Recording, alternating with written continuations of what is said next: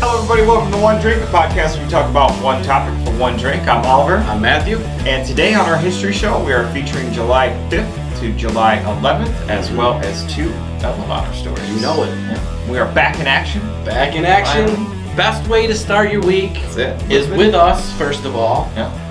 And learning some crazy new history. Yep. Let's give it to them. Which is kind of cool too because, you know, today you're going to be learning about some cool history, and then our show later in the week kind of ties into it. Learning some shit that you never wish you learned. Stuff you never thought about, you're going to be like, damn, these guys. They always know, you know. Just what to say. Dude, it's crazy. Yeah. Just like this. This is a life-changing history date. Okay. For everybody. All right. Hit me with it. July 5th, 1994. Fairly recent. More recent than what we normally do. Yeah. Amazon.com. Founded in Bellevue, Washington. By Jeff Bezos. Fuck that guy. Everyone uses Amazon. I have a goddamn Amazon credit card. So. Me too. Yeah. Yeah, it gives you the points. Yeah. And you can use it. Yeah, to buy more shit. So, yes, that is... I apply it right to my bill. Just... Makes me feel better. I do too. Yeah. Makes me feel... I do that with all my cards, even my debit card. Yeah. I get, like, cash back. Percentage back on purchases. I apply that straight to the thing because it makes me feel like they gave me free money. Yeah. I'm like, paying you with your own money, bitch. Dude, But then in my mind, I'm like, oh, you suckered me into buying $500 worth of things so that I could get $14 back. And also, this guy, Jeff Bezos, when I applied for my credit card, the Amazon Prime card, he also gives me Amazon Prime for my TV. Oh, yeah. So I don't have... Prime Video. Yeah. I don't have cable or anything. Yeah. Got Prime. I have Amazon. That's what I watch all the time. Yeah. So it's a staple. It's a household name. It's one of those terms where you say it to somebody and everybody knows what you're talking about. Yeah. And it's not the rainforest. Yep. Or the river. Amazon. This guy he won't leave me alone. I know. They're everywhere. I'm on it every day. I log on to Amazon to look for something every day. Yeah. No joke. Every day. It's Google, YouTube, and Amazon.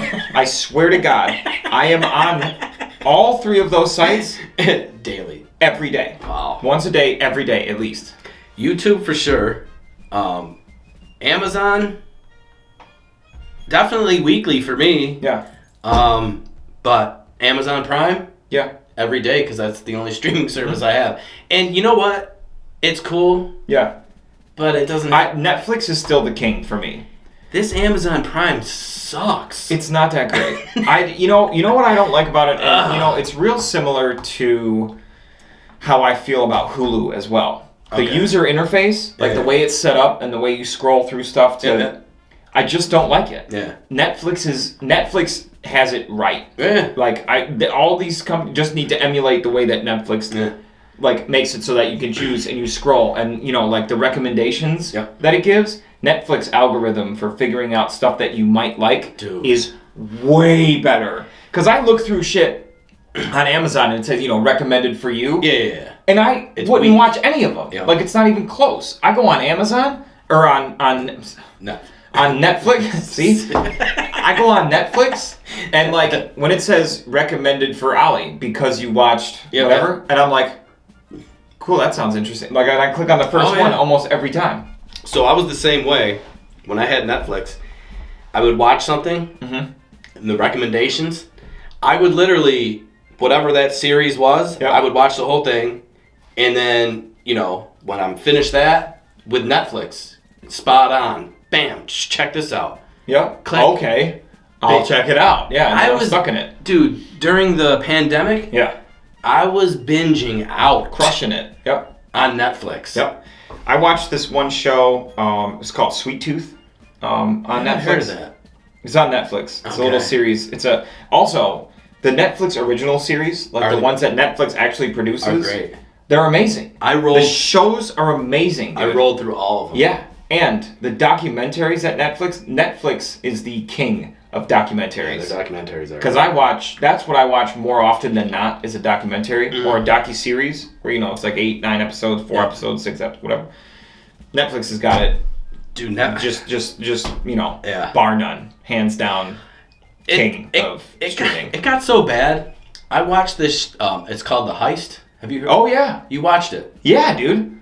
Amazing. You're the one that told me about it. Oh, okay, yeah. Because we did that. I did that thing on that show that we did about robberies. Yeah. So, it's in foreign language. They speak Spanish or whatever. But the interpretation to English, it looked like they were talking in English. Dude. They're fucking beasts. Dude. And then they recommended another show that was a foreign... Mm-hmm. And you watched that too? My God. Let me tell you something. If you can get me to read a TV show, you won. Yeah. You won. Dude, it's so good. Because the last thing I want to do when I'm watching TV is read. I know. And if you can get me to read... Yeah. Netflix, dude. I'm going to have to get it back. Yeah. That was probably a good thing I got rid of it. Probably. I mean, it was consuming my life. So, Mr. Bezos, or Jeff. Yes. I'm going to call you Jeff, because you get enough of my money, so I feel like I've earned the right to call you Jeff. I hope that yacht that you just bought worth, 100 and whatever gazillion dollars. That's funny. I hope you enjoy the welcome mat that my money is paid for. That's on your big-ass boat. Easily. So, Jeff, if you're watching, change the user interface on Prime Video. Please. Because it's terrible. Make a good algorithm. Yeah. I know you got the money, dog. So just hire somebody. He should just hire somebody from Netflix that came up with theirs and come up with a better one, because yours is terrible. He should just give Amazon Prime for free. I mean, let's be realistic. I think I have to pay $18 a month for it. Oh, you got to do the yearly. It's like $90 a year. Oh, okay. Yeah. Switch to yearly, not monthly. So he's getting... No, monthly ain't the way to go. He's getting you got to do yearly. Money. Well, and Amazon also owns Twitch.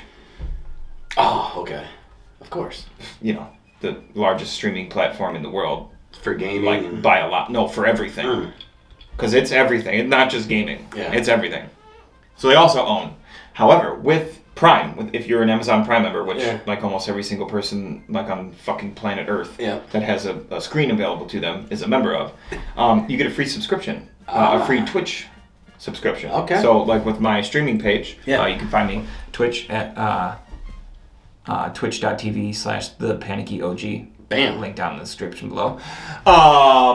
You can sub to my channel for free. Oh, nice. Which supports me. Normally a subscription is $5 a month. Oh, okay. But with Amazon Prime, you get a free one. Nice. To any channel you want. I like it. Yeah. Coming soon also. One Drink Podcast is coming to Twitch. So take that. So then, once we establish this Twitch, streaming platform, we will literally be everywhere. The only place we're not right now is Twitch. You're so right. And we're about to be there, because I got everything all squared away. Right. All our backgrounds and stuff, all that cool shit I was telling you I was going to work on. Yeah. It's all done. Twitch. Yeah, Twitch. Here we come. Find us on Twitch. So, yeah. Anyways. So, fuck you, Jeff. Mr. Bezos. Fix the user interface. July 8th, 1776, the first public reading of the Declaration of Independence occurred as Colonel John Nixon read it to an assembled crowd in Philadelphia. That's cool. Yeah. So on the 4th of July, they signed it and declared our independence. And then on the 8th, they went public with it and read the whole damn thing to an excited crowd. God damn. Philadelphia.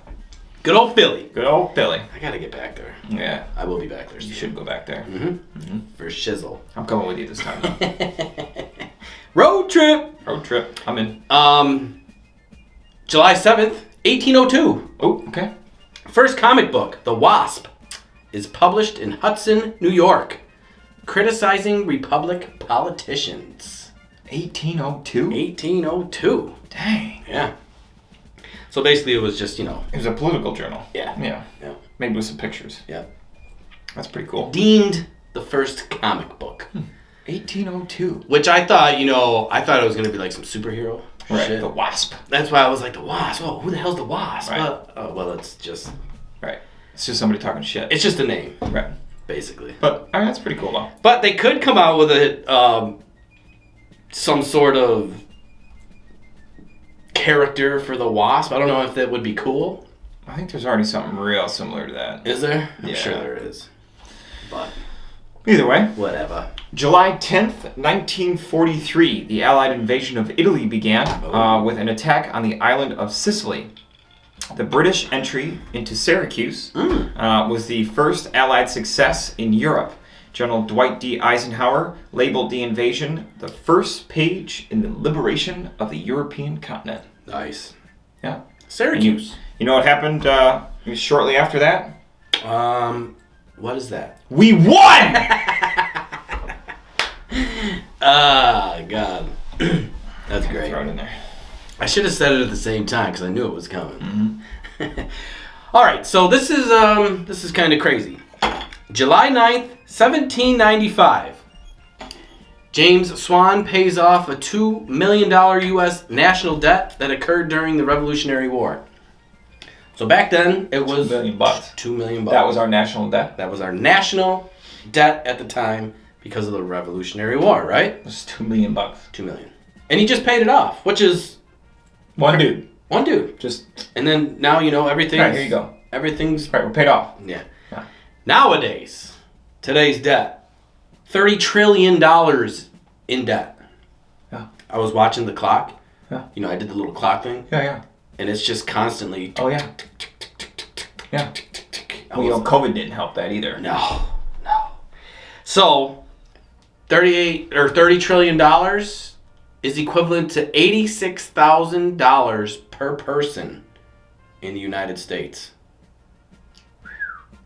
Yeah. So to pay it off, every person in the United States would have to throw in $86,000. Let me tell you something, dog. You ain't finna get it from me, bruh. Same here. Call Jeff. Yeah. So I was thinking, Jeff's gonna cover mine. You know, I got an Amazon credit card, 5% cash back. yeah. So I was thinking, what if Bezos and Google and, you know, Dude, just like that. just paid it off. Like you know what I that. mean? Be like, oh, you know. Crazy. But yeah. Dude, so there's a statistic out there that I read.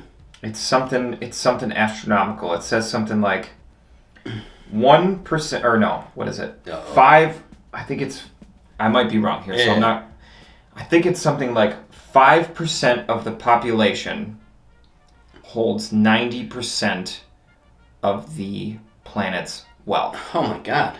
Right? So think about that. So 5% of people hold 90% of the wealth on the planet. That's ridiculous. The gap.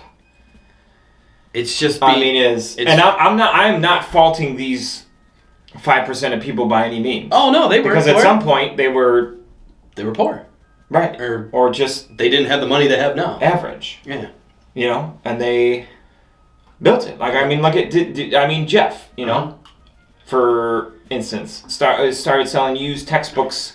Like in his parents' garage or something like that, or his grandparents' garage. Selling used textbooks. Yeah. You know what I mean? And Google. You know, and people hate on him. They're like, oh, well, one person shouldn't have that much money. Well, then stop buying his shit then. Yeah. He made it very easy to you know get what I mean? money. But those are the people that bitch, but that buy, you know, $500 worth of shit off Amazon every month. Yeah. And they don't get their taxes are different You too. can't hate on a guy that just had a good idea. I know. Let me sell shit online and deliver it quickly. Very. That's what Amazon is. Almost too quick now.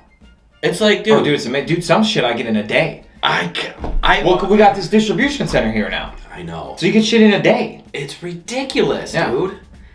What did I order? I ordered, I think, some t-shirts or something. I ordered something from Amazon and I literally got it the next day. Yeah. It's amazing. And I was just like, dude. But just the logistics of it alone. He's got it. You know. But yeah, so. I don't know why he's even still involved with the company. He's going to space. I mean, so. Yeah, but why? He's so bored. Though. He's so bored. Right. He's got so much money. Right. He can't even spend it on this planet. He's got to go into space. Into outer space to spend his money. He's just like, well, Earth, you're too boring for me. I'd love to shoot a capsule out of a fucking rocket ship in space, just full of money, and just watch it just float around. My lord. Actually, I guess it wouldn't float because there's no air in space, so it would just sit there. Yeah. Just flat. That space show was great. Go check that space show out. Definitely check out our show on space. That show was super cool. So yeah, we're screwed. Yeah. Whatever. I'm just gonna keep painting. Yeah. Hey Jeff, you ever need your house painted? Dude, I'm cheap. If you're gonna paint his house, that was embarrassing. You will be there for probably a year. Easily. I don't care. But I'm saying you're just taking your time. Painting so fucking slow. Yeah. I could retire off painting his house. Well, I finished a wall. It'd probably be as much money as I make in a year, dude. I have to charge him to paint his house. Right. Can you imagine that story though? It's like, oh, what are you working on this week? Painted Jeff Bezos' house. Yeah. Wait, what? Like what? Like the Jeff Bezos? Oh yeah. Amazon? Yeah. I'm totally asked to take a picture with him. Of course. And then I tell him to fix user the interface. I'd be like, hey man, you need a consultant? And then he finally... I watch a lot of TV, bro. And then he finally does. He's like, oh, okay. Yeah. And you know what? I don't even really need a lot of money. I just wanted to say, like, down at the bottom, sponsored by OG. Right. Yeah. That'd be cool. Or thanks. Thanks, Ollie. Thanks, Ollie. Just put it there for a month. Thanks, Ollie. I'd be like, yo, that's my shit. People are like, yo, how much money do you get off of it? I'd be like, don't you worry about it. I'd be like, look at the bottom right corner, dog. Mm-hmm. Woo. That's cool. That'd be cool. But no, the grand scheme of things with like all these like billions and billionaires that have done it the right way. Yeah. I mean, there's people out there that exploit, left, right, up, and down to get ahead. And those people, I think, should just have all their money taken away and then that's it. Right, yeah. But, people that start their own business in their, parents' garage or in their basement or in their spare bedroom, you know what I mean? Or take a risk and take a chance and try to go for an idea that nobody's doing yet or try to re-evaluate an idea that they don't think works well and they work for it. Hey, you end up making $1 billion? And it's cool too because like, these people that are successful, and I've been watching a lot of these like success stories just because we started the podcast and there's steps to it. Yeah. And all these people that have a lot of money, they started literally from like, for example, us. Right. We started, we're grinding. Yeah. If we do become successful, people don't even care about like, oh man, that we did it for 2 years, just with killing it, but the work and all the shit that we did, it would be, it's just rewarding. Yeah. But it's all the hard work that pays off, regardless of whatever you do. So. Yep. But yeah, I want to be a billionaire. I want to be a billionaire. I want to be a millionaire. I don't even care. I mean, I'd take $100 right now. So, you know what I mean? Like, I don't even. Yeah, just. I'm not greedy, dude. You know what I mean? Cut me a check for 100. Take a hundo. I'll take a 20 spot right now. If somebody walked up and gave it to me and said, "Hey man, good job. Here's $20." I'd be like, "Appreciate it, dude. I love you, man. You're the man, dude. About to go to DeBella's. Right. About to give me a steak sub and a cookie. Dude, the cookie. Best option. You catch them when they're warm and it's. Yep. Well, you got a fetish for fucking. Dude, they're so good. Cookies at Burger King or whatever it is. So good. Anywhere. Yeah. Anywhere I go, if you got a chocolate chip cookie, I'm in. You give that sucker to me because I'm eating it. I'm eating it. The ones from Orange Glory Cafe were so good. Dude, those were slamming, bro. The peanut butter one was fucking on point, dude. So yeah. All right, let's get into these Medal of Honor stories. Let's do it. I'm going to kick us off, and I'm going to stumble my way through this one. Let's do it. I'm going to start here. My dude's name today, Staniel. Whoa. I'm sorry. Stanley Bender. U.S. Army, World War II. Okay. All right, here we go. You ready? On August 17th, 1944, near Lalande, France. Sure, France. Lalande. Stanley climbed on top of a knocked-out tank in the face of withering machine gun fire, which had halted the advance of his company in an effort to locate the source of the machine gun fire. Although bullets ricocheted off the turret at his feet, he nevertheless remained standing upright in full view of the enemy for over 2 minutes. Damn. Locating the enemy machine guns on a knoll 200 yards away, he ordered 2 squads to cover him and led his men down an irrigation ditch, running a gauntlet of intense machine gun fire, which completely blanketed 50 yards of his advance and wounded 4 of his men. Wow. While the Germans hurled hand grenades at the ditch, he stood his ground until his squad caught up with him, then advanced alone in a wide flanking approach to the rear of the knoll. So he climbs up on a already disabled tank, trying to find where this machine gun is. Finds it 2 football fields away. Jesus. Then hops in a ditch and is like, let's go. Yeah. Machine gun fire. Grenades. It's crazy. God. I just don't know what I would do. I mean, I know you're trained for that shit, but damn. That's crazy. He walked deliberately a distance of 40 yards without cover in full view of the Germans and under a hail of both friendly fire and machine gun fire. It's crazy. Both directions. So it's coming in from both ways. So you don't even know which direction the bullets are coming from. Don't give a fuck. Right.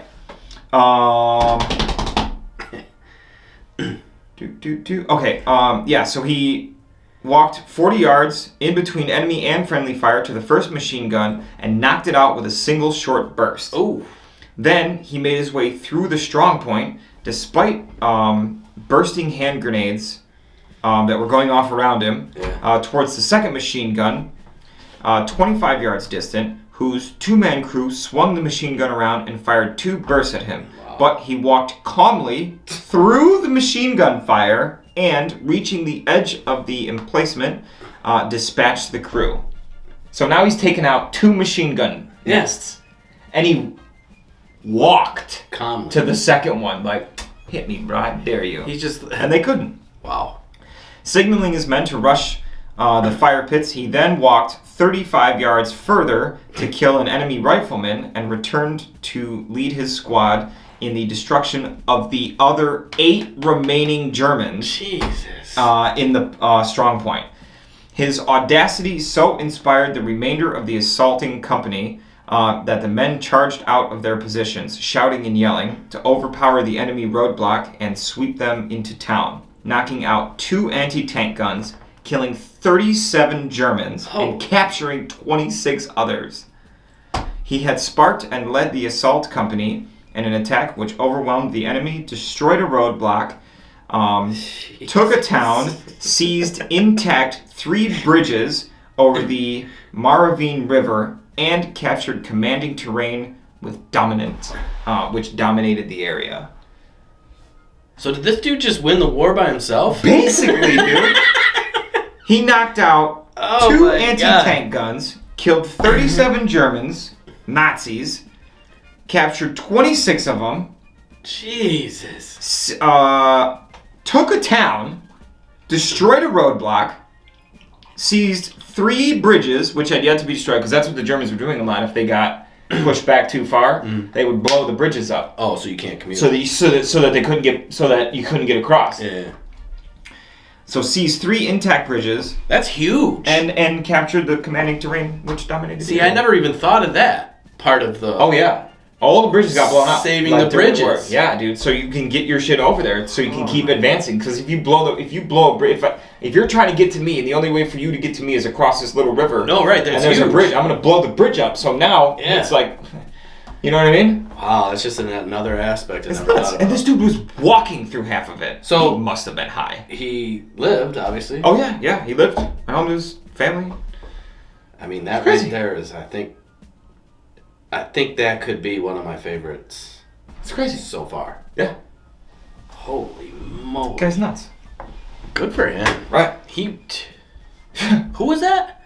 This was Stanley Bender. Stanley Bender. It didn't give a rank for me, this one. Most of them say, private first class or sergeant or master sergeant. Yeah. This one didn't indicate what his rank was. But I'm assuming it was something because he was a platoon leader or whatever it was. Do you know why? Because he was such a badass. Right, that he didn't even need it. He outranked everybody. Everything. He was just like, I'm Bender, bro. I am Bender. Great story. Yeah. We're going to go to William Gordon Windrich.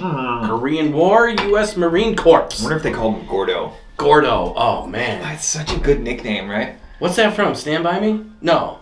Yeah. Where they walk the train track? Yeah. Gordo. Yeah.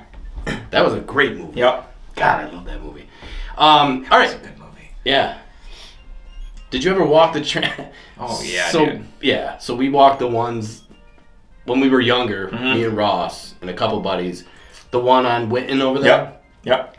So we walked it, and we're like, dude, this is going to take us to... Took us to Pittsburgh. Right. You thought you were going to go on some sweet adventure. Oh, yeah, we were like, dude, this is going to be just like the movie. It's going to be sweet. No, you're going to have a Pittsburgh. I'm like, dude, I think we're in Pittsburgh. Yep, there's the showing place. Yep. Pretty... Now we got to walk back. Right, now we got to walk back. Damn, I thought we were going to... All right, so back to William Windrich. Promptly organizing a squad of men when the enemy launched a sudden vicious counterattack against the forward elements of his company's position, rendering it untenable. Windrich, armed with a carbine. What's a carbine? Oh, it's a rifle. Yeah. Mm-hmm. It was the standard issue rifle at the time. That's right, okay.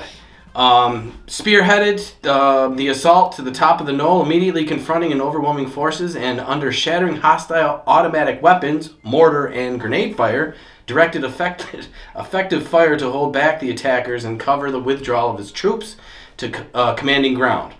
With 7 of his men struck down during a furious action, and himself wounded in the head by a bursting grenade, he made his way to his company's position and, organizing a small group of volunteers, returned with them to evacuate the wounded and dying from the frozen hillside. Staunchly. You ever hear that word? Yep. What the hell is that? Vigorously. Okay. Staunchly refusing medical attention for himself. Yeah. So it's like stubbornly. Yeah. Like, so... No. Yeah. You know what I mean? Like, get off me. And that's how, like, a lot of these guys are. They don't want help. Yeah. But he got, hit in the head with a grenade. Oh my god. So, yeah, these guys are tough.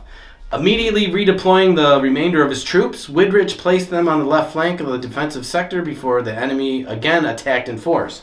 Wounded in the leg during the bitter fight that followed, he bravely fought off with his men, shouting words of encouragement and directing their fire until the attack was repelled. So he's just giving advice. Yeah. Which we slowly learn that's... Oh, yeah.